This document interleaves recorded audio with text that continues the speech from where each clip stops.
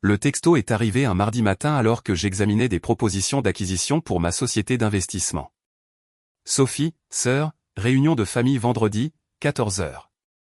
Lecture du testament de grand-mère. Ne fais pas de scène. Marc-Antoine sera là. Pas de « comment vas-tu ?» Pas de « on devrait parler ». Juste des ordres, comme toujours. Marc-Antoine était son mari, le juge à la cour de cassation Marc-Antoine de Villiers, un fait qu'elle avait mentionné environ 7000 fois depuis leur mariage 3 ans auparavant. J'ai répondu par texto, j'y serai. Sophie, habille-toi convenablement. C'est une procédure judiciaire. J'ai fixé mon téléphone. J'avais 32 ans, je possédais une société de capital investissement de 44 millions d'euros et je siégeais à 4 conseils d'administration. Mais pour ma famille, j'étais toujours la petite Chloé, l'éternelle déception qui avait choisi la finance plutôt que la faculté de droit, la banque d'investissement plutôt que la voie privilégiée par la famille, faite de relations judiciaires et de prestige de country club. Grand-mère Hélène était décédée 2 semaines plus tôt, à 91 ans. J'avais été avec elle, lui tenant la main dans la chambre de soins palliatifs pendant que ma sœur était à une collecte de fonds pour le milieu judiciaire et que mes parents étaient en croisière en Méditerranée, qu'ils avaient refusé d'écourter. Les derniers mots de grand-mère pour moi avaient été « Tu as toujours été la plus intelligente, Chloé. Ne les laisse pas te le faire oublier. » Je n'avais pas pleuré à ce moment-là. Je ne pleurerai pas maintenant. Ma relation avec ma famille était compliquée depuis mes 16 ans, lorsque j'avais refusé d'aller à Sciences Po, leur alma mater, choisissant plutôt l'université Paris-Dauphine avec un meilleur programme d'économie. « Tu jettes ton héritage par la fenêtre », avait dit mon père. « Tu es égoïste », avait ajouté ma mère. Sophie, de 4 ans mon aînée et déjà fiancée à un étudiant en droit d'une bonne famille, avait simplement secoué la tête avec pitié. J'ai obtenu mon diplôme avec la mention très bien avec une double spécialisation en économie et en mathématiques. Ma famille a assisté à la remise des diplômes mais est partie immédiatement après, manquant la réception où l'on m'a décerné la médaille du président pour l'excellence académique. Il devait assister à un gala de charité. À 24 ans, j'ai lancé ma société d'investissement avec 185 000 € que j'avais économisés en travaillant des heures exténuantes en banque d'investissement. Dubois Capital Gestion a débuté dans un espace de bureaux partagé au centre de Paris. À 27 ans, nous avions atteint 14 millions d'euros d'actifs sous gestion. À 30 ans, nous avions dépassé les 37 millions. Maintenant, à 32 ans, nous gérions 44 millions d'euros d'actifs et avions la réputation de trouver des entreprises sous-évaluées et de les redresser. Je ne l'avais jamais dit à ma famille. Ils ne l'avaient jamais demandé. Chaque Thanksgiving, chaque Noël, chaque dîner de famille obligatoire, la conversation était la même. Sophie parlait de la dernière décision de Marc-Antoine, de leurs vacances à l'île de Ré, de leur nouvelle maison au bord du lac. Mes parents rayonnaient de fierté. Puis ils se tournaient vers moi avec une déception à peine dissimulée. « Toujours dans ton truc de finance ?» demandait papa. « Toujours célibataire ?» ajoutait maman. « Toujours en location ?» ricanait Sophie. En réalité, je possédais un appartement terrasse de 1,7 million d'euros au centre-ville, mais j'avais appris des années auparavant qu'il était inutile de les corriger. Ils entendaient ce qu'ils voulaient entendre. Ils voyaient ce qu'ils voulaient voir. Grand-mère Hélène était différente. Elle avait bâti son propre empire immobilier commercial dans les années 1960, lorsque les femmes ne pouvaient même pas obtenir de prêts commerciaux sans la signature d'un homme. Elle avait créé un portefeuille d'une valeur de plus de 75 millions d'euros grâce à sa pure détermination et à une stratégie brillante. Elle n'en parlait jamais lors des réunions de famille. Elle se contentait d'observer, d'écouter, et de temps en temps, elle croisait mon regard avec un air entendu. Nous avions commencé à déjeuner ensemble il y a 5 ans. Elle était la seule à poser de vraies questions sur mon travail, la seule à comprendre ce que signifiait de construire quelque chose à partir de rien. Elle était la seule à connaître la vérité sur ma réussite. « Il te sous-estime », m'avait-elle dit l'année dernière devant un thé. « C'est ton plus grand avantage. » J'y avais beaucoup pensé depuis sa mort. Le vendredi est arrivé avec la pluie de novembre typique de Paris. Je me suis habillé avec soin, un tailleur Dior bleu marine, des bijoux discrets, mes cheveux en chignon professionnel. Je ressemblais exactement à ce que j'étais, une femme d'affaires sérieuse. Mais je savais que ma famille verrait ce qu'elle avait toujours vu, la décevante Chloé qui en faisait trop. La lecture était prévue pour 14 h dans les bureaux de Blanchard et Associés, les avocats de longue date de grand-mère. Le cabinet occupait les 3 derniers étages de la tour First à la Défense, avec une vue panoramique sur Paris. J'y étais déjà venu 2 fois pour des réunions concernant la structure de la fiducie que grand-mère et moi avions établie ensemble. Je suis arrivé à 13h45. La réception était élégante, bois sombre, meubles en cuir, orchidées fraîches sur toutes les surfaces. Mes parents étaient déjà là, ma mère en Chanel, mon père en costume sur mesure. Ils ont à peine levé les yeux de leur téléphone. « Chloé, dit ma mère, tu es en avance. » La circulation était plus fluide que prévu. Mon père a grogné. Fin de la conversation. À 13h58, Sophie est entrée d'un pas vif avec Marc-Antoine. Elle était vêtue de créateur de la tête aux pieds, sa bague de fiançailles captant la lumière comme un petit projecteur. Marc-Antoine était grand, distingué, avec des tempes argentées et l'assurance de quelqu'un à qui on n'a jamais dit non. « Désolé d'être en retard », annonça Sophie, bien qu'ils ne le fussent pas, Marc-Antoine devait terminer une conférence téléphonique avec la Cour de cassation. « Pas de problème », dit la réceptionniste d'un ton calme. « Monsieur Blanchard est prêt à vous recevoir. » On nous a conduits dans une grande salle de conférence avec des fenêtres allant du sol au plafond. Jean-Luc Blanchard était assis en bout de table, 70 ans, associé principal, l'un des avocats spécialisés en succession les plus respectés de Paris. À côté de lui se trouvait une femme que je reconnaissais, Patricia Tran, l'avocate personnelle de grand-mère et l'architecte de sa structure de fiducie. Et à côté de Patricia, il y avait quelqu'un que je n'attendais pas, David Moreau, mon propre avocat d'affaires. Les yeux de Sophie se sont plissés en voyant David, mais elle n'a rien dit. Nous avons tous pris place, mes parents et Sophie d'un côté de la table, Marc-Antoine au bout près de Jean-Luc, et moi de l'autre côté, près de David. Merci à tous d'être venus, commença Jean-Luc. Nous sommes ici pour examiner la succession de Hélène Dubois. Avant de commencer, je tiens à souligner que Hélène n'était pas seulement une cliente, mais aussi une amie depuis plus de 40 ans. Sa disparition est une perte pour nous tous. Ma mère s'est tamponné les yeux avec un mouchoir. Sophie a hoché la tête solennellement. Mon père regardait par la fenêtre. J'ai pensé à grand-mère m'apprenant à jouer aux échecs à 8 ans. Et toujours 3 coups d'avance, Chloé.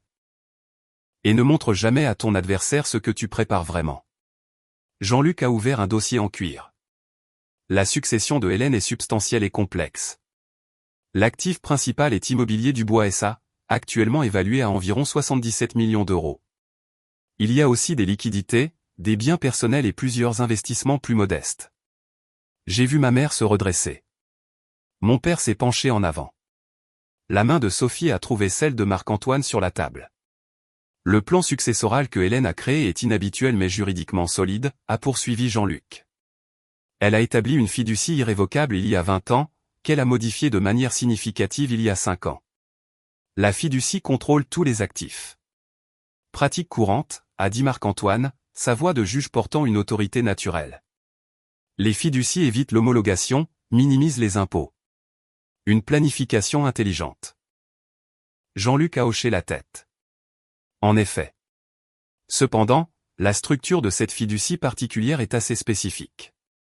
Hélène a nommé une fiduciaire principale avec un pouvoir discrétionnaire total sur tous les actifs et distributions. Ce serait moi, a dit mon père avec confiance. Je suis l'aîné. En fait, non. Jean-Luc a regardé Patricia, qui a ouvert son propre dossier. La fiduciaire principale, a dit clairement Patricia, et Chloé Dubois. Le silence fut absolu. Puis tout le monde s'est mis à parler en même temps. C'est absurde, a dit ma mère. Il doit y avoir une erreur, a insisté mon père. Ça ne peut pas être légal, a lancé Sophie en regardant Marc-Antoine. Marc-Antoine a levé une main, les faisant taire. Son autorité judiciaire a rempli la pièce. Sauf votre respect, Chloé a 32 ans et, si je comprends bien, elle occupe un poste de débutante en finance. Cela représente sûrement un conflit d'intérêts ou démontre un jugement discutable de la part de Hélène. David Moreau s'est raclé la gorge. Je suis David Moreau, le conseil juridique de Madame Dubois. Pour information, Chloé est la fondatrice et présidente directrice générale de Dubois Capital Gestion, une société de conseil en investissement enregistrée gérant 44 millions d'euros d'actifs. Elle siège également au conseil d'administration de 4 entreprises, dont 3 sont cotées en bourse. Elle détient un titre de fiduciaire et a géré des fiducies complexes pour de multiples clients. Elle est éminemment qualifiée. Ma famille me dévisageait comme si une deuxième tête m'avait poussé. Tu as dit que tu travaillais pour une société de finance, a dit ma mère d'une voix faible. C'est le cas, ai-je répondu calmement. Je la possède. Le visage de Sophie est devenu rouge. C'est ridicule. Marc-Antoine, dis-leur que ça ne peut pas tenir. Mais Marc-Antoine me regardait différemment maintenant, son esprit de juriste visiblement en action. Vous êtes la présidente directrice générale de Dubois Capital Gestion? La société qui s'est occupée du redressement de Tech-Alpin? Oui. Et vous siégez au conseil de... Il s'est interrompu, parcourant clairement ses dossiers mentaux. Vous êtes au conseil de Vitali Santé. J'ai vu votre nom sur un document. Oui. Il s'est adossé à son siège, et je l'ai regardé recalculer tout ce qu'il pensait savoir sur moi. Patricia a continué, sa voix professionnelle et précise. Le document de la fiducie est explicite. Chloé a pleine autorité sur la gestion des actifs, les décisions d'investissement et les distributions aux bénéficiaires.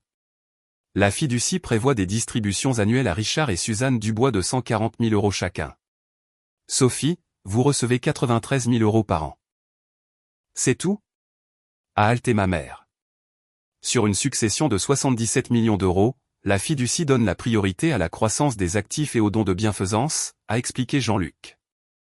Cependant, ces distributions sont garanties à vie et ajustées à l'inflation. C'est en fait assez généreux. Et les propriétés, a exigé mon père. Les immeubles commerciaux, la maison de vacances dans les îles d'Hyères? Tout est détenu en fiducie, a dit Patricia. Sous la gestion de Chloé. Sophie s'est levée brusquement. Je veux contester ça. Marc-Antoine, nous devons contester ça. L'expression de Marc-Antoine était indéchiffrable. Pour quel motif? Pour le motif que c'est insensé. La voix de Sophie s'est élevée. Elle n'est pas qualifiée. Elle n'a même jamais mentionné avoir un travail qui compte. Je suis assise juste ici, ai-je dit doucement. Tais-toi, a lancé Sophie. Elle s'est tournée vers moi, le visage déformé par la colère. N'ose même pas faire comme si tu méritais ça. Tu as disparu de cette famille il y a des années. Tu manques les fêtes. Tu ne viens jamais nous voir. Tu n'appelles presque jamais. Et maintenant, tu débarques et tu prends tout. Je n'ai rien pris, ai-je dit, la voix ferme. Grand-mère a pris ses décisions. Elle a modifié la fiducie il y a 5 ans après m'avoir rencontré longuement pour parler de planification financière. Elle était sénile, a dit ma mère, désespérée. Non, a dit fermement Patricia. J'ai personnellement évalué la capacité mentale de Hélène, et nous avons demandé à 2 médecins indépendants de l'évaluer.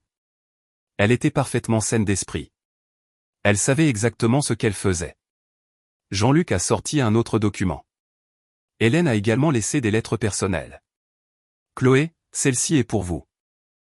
Il a fait glisser une enveloppe sur la table. Mon nom était écrit dessus de l'écriture distinctive de grand-mère. Mes mains tremblaient légèrement en l'ouvrant.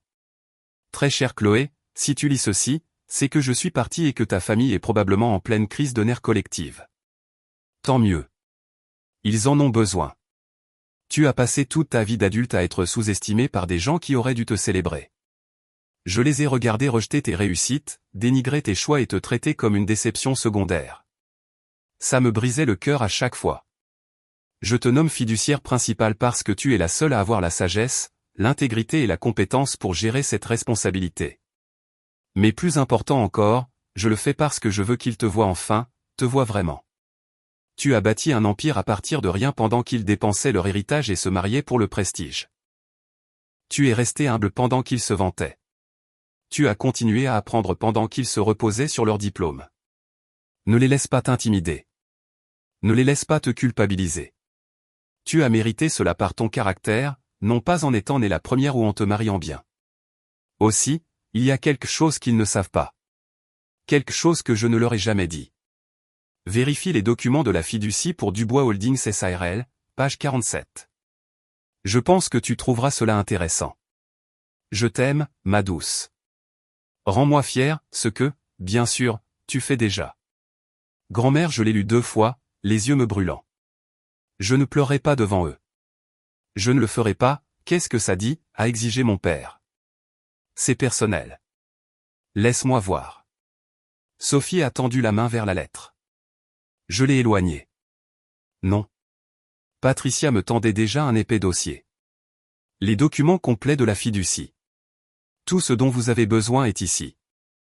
J'ai tourné à la page 47 de la section Dubois Holdings. Ce que j'ai vu m'a coupé le souffle. Immobilier Dubois, et ça n'était pas seulement une collection de propriétés. C'était la société mère de 16 sociétés à responsabilité limitée, chacune possédant différents biens immobiliers commerciaux dans tout le nord-ouest de la France. Et il y a 5 ans, grand-mère avait discrètement apporté des changements. Elle m'avait transféré la propriété partielle de 12 de ces sociétés, non pas directement par le biais de la fiducie. Nous les avions structurés comme des dons sous la limite d'exclusion annuelle, étalés sur 5 ans, ce qui signifiait que je possédais personnellement 40% d'immobilier Dubois SA, complètement en dehors de la structure de la fiducie. La fiducie contrôlait 60%. Je contrôlais 40%. Ensemble, je contrôlais effectivement tout. Page 47, ai-je dit lentement. Répartition de la propriété des biens. David s'est penché, a vu ce que je voyais, et je l'ai regardé lutter pour garder une expression neutre. Marc-Antoine, avec son esprit juridique affûté, a immédiatement compris que quelque chose avait changé. Qu'y a-t-il à la page 47 ? Les structures des sociétés à responsabilité limitée, ai-je dit. Grand-mère était très minutieuse. Jean-Luc Blanchard s'est permis un petit sourire. En effet, elle l'était. Hélène a restructuré ses avoirs il y a 5 ans avec l'aide de Chloé. L'arrangement actuel est assez élégant. Qu'est-ce que ça veut dire, a demandé ma mère. Cela signifie, a dit Patricia, que même si vous contestiez la fiducie, ce que vous ne gagnerez pas, Chloé contrôle toujours une partie importante des actifs de manière indépendante. Hélène s'est assurée que la position de Chloé soit inattaquable. La pièce est redevenue silencieuse. Sophie s'est enfoncée dans sa chaise. Je ne comprends pas. Pourquoi ferait-elle ça? Parce que Chloé l'a mérité, a simplement dit Jean-Luc. Hélène a regardé Chloé construire sa propre entreprise à partir de rien. Elle a reconnu le talent, la détermination et l'intégrité. Elle a choisi de récompenser cela. Le visage de mon père était rouge. C'est une trahison après tout ce que nous avons fait pour elle. Vous n'avez rien fait pour elle, ai-je dit, et ma voix est sortie plus dure que je ne le voulais. Elle a bâti son empire elle-même dans les années 1960. Elle a survécu à un mari qui a essayé de lui voler son entreprise. Elle a survécu à des concurrents qui ont essayé de l'écraser. Elle n'avait pas besoin de votre aide. C'est vous qui aviez besoin de la sienne. Comment oses-tu, a chuchoté ma mère. C'est la vérité. Je les ai regardés un par un. Grand-mère vous a donné des distributions toute votre vie. Elle a payé pour votre éducation, vos mariages, vos acomptes pour la maison, et vous l'avez traité comme une obligation. Quand est-ce que l'un de vous lui a rendu visite pour la dernière fois? Vraiment rendu visite, pas juste pour venir chercher les chèques d'anniversaire? Personne n'a répondu. J'ai déjeuné avec elle tous les mercredis pendant 5 ans, ai-je continué. J'étais là quand on lui a diagnostiqué un cancer. J'étais là pendant sa chimiothérapie. Je lui tenais la main quand elle est morte. Où étiez-vous? Nous étions, a commencé ma mère. En croisière, ai-je terminé, que vous n'avez pas écourté, même quand les soins palliatifs ont appelé pour dire qu'il ne lui restait que quelques jours. Le visage de ma mère s'est décomposé. Mon père a détourné le regard. Sophie fixait la table. Marc-Antoine s'est raclé la gorge. C'est clairement une situation émotionnelle. Peut-être devrions-nous nous réunir à nouveau. Non, a dit Sophie. Sa voix était différente maintenant. Plus petite, plus dure. Je veux savoir quelque chose, Chloé. As-tu manipulé une femme âgée pour de l'argent? L'accusation flottait dans l'air comme du poison. David a commencé à répondre, mais j'ai posé une main sur son bras. J'ai aidé grand-mère à structurer sa succession pour refléter ses valeurs, le soutien familial mais pas la dépendance, les dons de bienfaisance, la gestion stratégique des biens. Tout était son idée. J'ai simplement fourni l'expertise financière. Pratique, a ricané Sophie. Et maintenant, tu es riche. Je m'en sortais déjà très bien, ai-je dit. Mon entreprise génère environ 2,6 millions d'euros de revenus annuels. Je n'avais pas besoin de l'argent de grand-mère. Sophie a ri, un son dur et laid. Oh, alors maintenant tu es millionnaire. Bientôt, tu nous diras que tu sors avec une célébrité. Je ne sors avec personne. J'ai été trop occupé à travailler, vraiment. À faire quoi? À contester mon père. Que fais-tu réellement dans cette entreprise que tu es censé diriger? J'identifie des entreprises sous-évaluées, généralement des entreprises familiales en transition. Nous acquérons une participation majoritaire, nous restructurons les opérations, nous améliorons les systèmes financiers et nous les faisons croître. Ensuite, nous les conservons pour les flux de trésorerie ou nous les vendons avec un bénéfice. L'année dernière, nous avons vendu une entreprise de fabrication pour 7,7 millions d'euros que nous avions achetée pour 2,3 millions 3 ans plus tôt. Le chiffre les a réduits au silence. Marc-Antoine me regardait avec quelque chose qui ressemblait à du respect. C'est l'affaire Tech Alpin. Vous avez pris une entreprise de semi-conducteurs en faillite et vous l'avez redressée. C'était un travail impressionnant. Merci. Pourquoi ne nous l'as-tu jamais dit? A demandé ma mère, et pour la première fois, elle semblait sincèrement blessée plutôt qu'en colère. Auriez-vous écouté? J'ai croisé son regard. Chaque fois que j'essayais de parler de mon travail, vous changiez de sujet. Chaque réussite que je mentionnais, vous la rejetiez. Vous avez cessé de poser des questions sur ma vie, alors j'ai cessé de la partager. Patricia Tran a regardé sa montre. J'ai un autre rendez-vous, mais avant de partir, je veux clarifier l'autorité de Chloé. En tant que fiduciaire principale, elle contrôle tous les actifs de la fiducie, prend toutes les décisions d'investissement et détermine les montants des distributions dans les paramètres établis par Hélène. Elle ne peut être démise de ses fonctions que pour négligence grave ou activité criminelle, et même dans ce cas, uniquement par un vote unanime des 3 fiduciaires subordonnés qui sont, elle a consulté ses notes, Jean-Luc Blanchard, moi-même et David Moreau. 3 personnes qui travaillent pour Chloé, a dit Sophie amèrement. 3 personnes qui travaillent pour la fiducie, a corrigé Patricia, et qui ont des devoirs fiduciaires qui l'emportent sur toute relation personnelle. Nous prenons ces responsabilités au sérieux. Jean-Luc s'est levé, signalant la fin de la réunion. Les chèques de distribution annuels seront émis le mois prochain. Chloé programmera des réunions trimestrielles pour examiner les performances de la fiducie. Si vous avez des questions sur l'administration de la fiducie, vous pouvez contacter directement son bureau. Son bureau? A répété mon père, abasourdi. Dubois Capital Gestion, a fourni David. Nous sommes dans la tour Majunga, au 32e étage. L'assistante de Chloé peut fixer des rendez-vous. Nous nous sommes tous levés. Mes parents se sont dirigés comme des somnambules vers la porte. Sophie est restée en arrière, Marc-Antoine à ses côtés. Ce n'est pas fini, a dit Sophie à voix basse. Tu ne peux pas simplement voler un héritage familial. Je n'ai rien volé, ai-je répondu. On m'a confié une responsabilité par quelqu'un qui me faisait confiance. Ce n'est pas du vol. C'est de la planification successorale. Marc-Antoine a posé une main sur le bras de Sophie. Nous devrions y aller. Mais Sophie s'est dégagée de lui, s'approchant de moi. Tu te crois si intelligente, n'est-ce pas? Avec ton entreprise, ton tailleur et ton travail qui sonnent si importants. Mais tu n'es toujours que la petite Chloé, la déception de la famille qui n'a même pas pu entrer à Sciences Po. Je ne voulais pas de Sciences Po, ai-je dit. Je voulais construire quelque chose de réel, et je l'ai fait. Tu as manipulé une femme mourante. Ça suffit, a dit fermement Marc-Antoine. Sa voix de juge.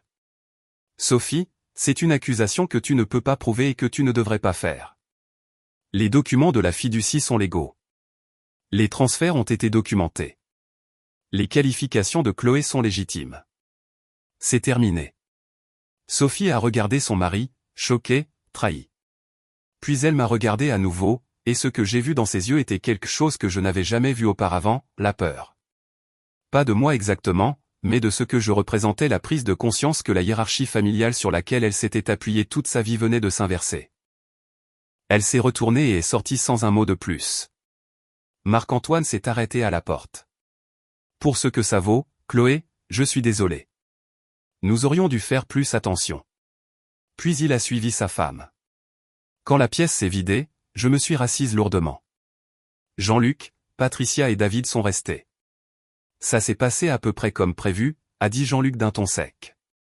Hélène avait prédit chaque réaction, a ajouté Patricia. Elle a dit que votre père ferait appel à la primogéniture, que votre mère pleurerait et que votre sœur menacerait d'une action en justice par l'intermédiaire de son mari. Elle les connaissait bien.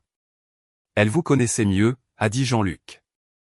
Elle m'a dit il y a 5 ans que vous étiez la seule à avoir l'intelligence et l'intégrité pour gérer cela. Elle avait raison, a dit David. Il a sorti son ordinateur portable. Nous devrions discuter des prochaines étapes. La fiducie a besoin d'une gestion active, et vous avez des décisions à prendre. Pendant l'heure qui a suivi, nous avons examiné la structure de la fiducie. Les 77 millions d'euros d'actifs immobiliers généraient environ 5,8 millions d'euros de revenus d'exploitation net annuels.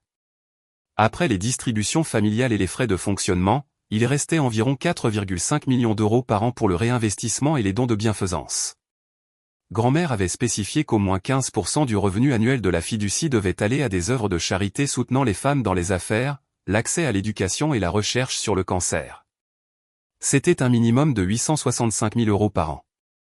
Elle a essentiellement fait de vous une gestionnaire de fondation privée, a observé Patricia. Plus une gestionnaire de portefeuille immobilier, plus votre propre entreprise. Vous allez être très occupé. Je peux le gérer. Je sais que vous le pouvez. C'est pourquoi Hélène vous a choisi. Patricia a fermé son dossier. Une dernière chose. Hélène a laissé des instructions spécifiques concernant ses biens personnels. Il y a certains articles qu'elle voulait que vous ayez. Ils sont à la maison. La maison des îles d'Hyères ? Non, sa maison. L'original. J'ai levé brusquement les yeux. La maison de Neuilly ? Je pensais qu'elle l'avait vendue il y a des années. Patricia a secoué la tête. Elle ne l'a jamais vendue. Elle a laissé votre famille croire qu'elle l'avait fait, mais elle l'a gardée. Elle est détenue dans l'une des sociétés à responsabilité limitée dont vous êtes maintenant partiellement propriétaire. Elle a vécu dans la maison d'amis ces 2 dernières années. En fait, la maison principale est restée vide. En attente. En attente de quoi ? Patricia a souri. Elle a dit que vous sauriez en la voyant. La maison de Neuilly-sur-Seine se trouvait sur une rive surplombant la Seine, une vaste maison de maître des années 1920 avec des vues qui s'étendaient sur tout Paris. J'y avais passé des étés enfants avant que grand-mère ne déménage prétendument dans un appartement plus petit. Patricia m'y a retrouvé le samedi matin avec les clés. La maison était exactement comme dans mes souvenirs, poutres en bois sombre, bibliothèques encastrées, banquettes près des fenêtres donnant sur l'eau. Mais elle avait été modernisée. Nouvelle cuisine, salle de bain rénovée, peinture fraîche. Elle était prête à emménager. Elle l'a préparée pour vous, a dit Patricia. Elle a passé la dernière année à s'assurer qu'elle soit parfaite. Dans le bureau, il y avait un bureau avec une enveloppe dessus. Une autre lettre. Chloé, cette maison renferme mes meilleurs souvenirs. Ton grand-père et moi y avons élevé nos enfants. Tu as appris à lire sur la banquette de la fenêtre qui donne sur le jardin. Cette maison représente tout ce que j'ai construit et tout ce en quoi je croyais, les racines, la famille, l'héritage. Mais la famille, ce n'est pas seulement le sang. Ce sont les gens qui te voient, qui croient en toi, qui célèbrent tes succès au lieu de les jalouser. Ta vraie famille, ce sont peut-être les amis que tu t'es fait, les mentors qui t'ont guidé, l'équipe que tu as bâtie dans ton entreprise.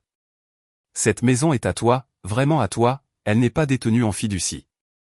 J'ai transféré le titre de propriété il y a 3 mois. C'est mon cadeau pour être exactement qui tu es. Vis ici. Construis ta vie ici. Remplis-la de gens qui te méritent.